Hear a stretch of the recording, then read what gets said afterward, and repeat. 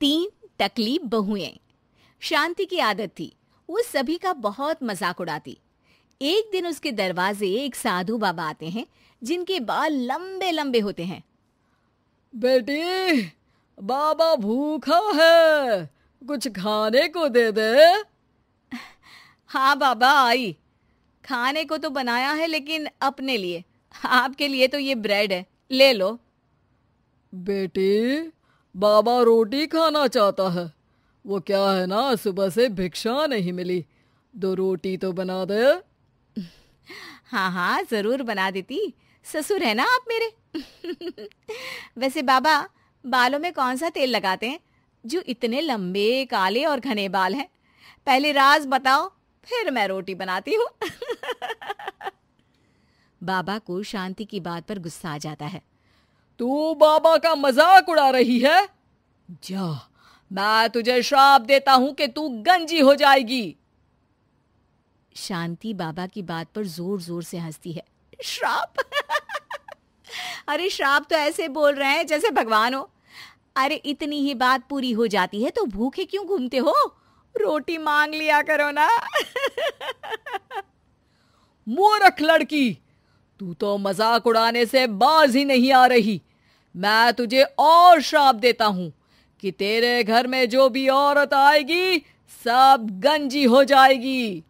बाबा वहां से चला जाता है और शांति के बाल धीरे धीरे झड़ने शुरू हो जाते हैं और एक दिन तो वो पूरी टकली हो जाती है और वो अपने पति से कहती है, हाय रे, इस शहर का पानी भी ना कितना गंदा है। एक मेरे मायके का पानी था जिससे नहाने से बाल ही बाल लहराते थे, और एक तुम्हारा शहर। गंजी हो गई हूं मैं।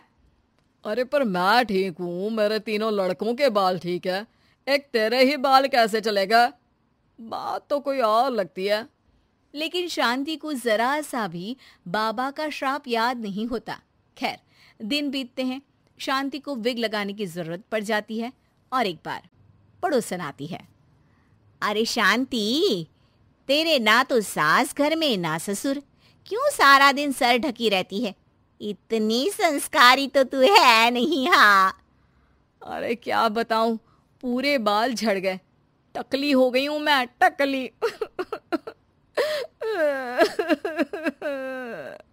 अरे अरे चुप कर शांति, कोई सुन लेगा। एक काम कर, वो डॉक्टर बाल है ना, उनके पास चली जा, वो तुझे आर्टिफिशियल हेयर लगा देंगे, फिर तो पहले से भी बहुत अच्छे बाल लहलाएंगे तेरे सर पर। शांति डॉक्टर के पास जाती है। डॉक्टर उसे हैरानी से देखता है। क्या हो गया डॉक्टर साहब, कभी टकली औरत नहीं देखी क्या? अरे देखी तो है, लेकिन इतनी टकली नहीं देखी। इतनी टकली से क्या मतलब है? टकली तो टकली होती है ना। अरे नहीं नहीं बहन, मैंने अपने 30 साल के करियर में ऐसी टकली नहीं देखी। अरे ठीक है ठीक है, पहले मेरे सर में बाल उगाने का कितना लगेगा ये बताओ। डॉक्टर सर देखते हैं और कहते हैं, ना जी ना, कुछ नहीं हो सकता, आपके सर पर बाल उग ही नहीं सकते, अंदर तक बंजर है जी आपका सर। शांति मुंह लटकाकर घर आ जाती है। अब कभी वो नकली बाल लगाती तो कभी पल्ले से सर ढकती। दिन बीतते हैं और उसके 3 लड़के बड़े हो जाते हैं। एक दिन शांति का पति कहता है, मैं सोच रहा हूं 3 की शादी एक ही साथ करवा दूं, खर्चे भी बच जाएंगे और 3 बहुएं एक साथ आ जाएंगी, क्यों? हाँ वो तो ठीक है, लेकिन मेरी एक शर्त है। अरे इस शहर में 3 की शादी करवाएंगे और कल को दूसरे शहर की लड़कियों को यहाँ का पानी सूट नहीं किया तो जैसे मैं गंजी हो गई वैसे ही वो 3 भी हो जाएंगी तो। अरे तुम बेवजह डर रही हो, देखो मेरे और 3 बेटों के बाल बिल्कुल ठीक है, ये सब बातें छोड़ो अब। खैर, शांति की 3 बहुएं आ जाती हैं। शांति ने खास करके उन लोगों को उनके बालों को देखकर ही पसंद किया था। मैंने तो टकली होकर पूरी जिंदगी काट दी, लेकिन तुम 3 के बाल पूरे घर की शान होने चाहिए। किसी के भी बाल कम हुए तो वो मेरे घर में नहीं रहेगी। इस घर में प्यार और इज्जत के साथ रहना है तो अपने बालों का ख्याल रखना होगा।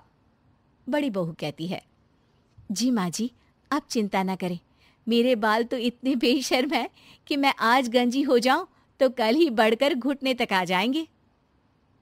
दूसरी बोल पड़ी, माँ जी, मेरे बाल तो कभी एक भी नहीं झड़े, चाहे मेरी माँ ने कितना ही चुटिया पकड़कर पीटा हो मुझे।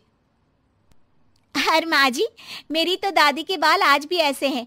माँ के तो आपने देख ही लिए हैं, मेरे बाल की तो बिल्कुल ही चिंता न करें आप। शांति भी बहुओं के लंबे काले घने बाल देखकर खुश रहती। लेकिन ये क्या, माँ जी हाय रे, मेरे बाल के तो गुच्छे गुच्छे निकल रहे हैं। शांति हैरान रह जाती है कि ये क्या, पर फिर भी बाबा की बात उसे याद ही नहीं आती कि इस घर की किसी भी औरत के सर पर बाल नहीं होंगे। ऐसे ही दूसरी और फिर तीसरी बहू के बाल भी झड़ने लगते हैं। शांति सर पकड़कर बैठ जाती है। अरे शांति, क्या हो गया? अब क्यों परेशान दिख रही हो? अरे क्या बताऊं, पहले मैं टकली हो गई, अब मेरी तीनों बहुएं भी टकली होने वाली है। देख शांति, अब तो मामला कुछ और दिख रहा है। कहीं कभी किसी ने तुझे कोई श्राप तो नहीं दिया? अब शांति का माथा ठनकता है और उसे वो बाबा याद आ जाते हैं। अरे हाँ हाँ, वो बाबा आए थे 20 साल पहले। फिर शांति उसे सारी बात बता देती है, लेकिन उसके 2 ही दिन में उसकी बाकी की तीनों बहुएं भी गंजी हो जाती हैं। हाय रे, पापा ने कहा शादी करवा दी, मैं तो गंजी हो गई। ये सब सासू माँ को मिले उस श्राप के कारण है। और कैसे हम लोगों को बोल रही थी, बाल नहीं तो घर पे रहने नहीं देंगी। अरे केस कर दो ऐसी औरत पर। तीनों टकली बहुएं शांति के पास जाती है और उसे भला बुरा कहती है। माफ कर दो, क्या करूं अब मैं? तभी वहां पड़ोसन आ जाती है। मुझे उस बाबा की कुटिया मिल गई है, कल सुबह तुम चारों तैयार रहना। अगली सुबह चारों पड़ोसन के साथ बाबा की कुटिया पर जाती है। ये टकली औरतें कहाँ मेरी कुटिया में घुसी आ रही हैं? बाबा जी, आप तो ज्ञानी, परम ज्ञानी हैं, फिर क्यों हम लोगों का मजाक उड़ा रहे हैं? ये शोभा नहीं देता आपको। तो क्या तुझे शोभा देता था जो आज से 20 साल पहले तूने मेरा मजाक उड़ाया था? बाबा मुझे माफ कर दो, मैंने तो जैसे तैसे जिंदगी काट ली, लेकिन इन बच्चियों का क्या कसूर है? मेरी सजा इन्हें ना दे। लाख मिन्नतों के बाद बाबा कहते हैं, ठीक है, मान लिया, लेकिन आज के बाद किसी का मजाक उड़ाया तो? नहीं नहीं बाबा जी, मैं तो किसी का मजाक नहीं उड़ाती हूँ, मेरे तो संस्कार ही ऐसे नहीं है। हाँ बाबा जी, किसी ज्ञानी बाबा का मजाक उड़ाना तो बहुत बड़ा पाप है। तीसरी भी बाबा से माफी मांगने लगती है। बाबा, मैंने अपनी पूरी जिंदगी ऐसे ही निकाल दी है, प्लीज अब मेरे बाल भी मुझे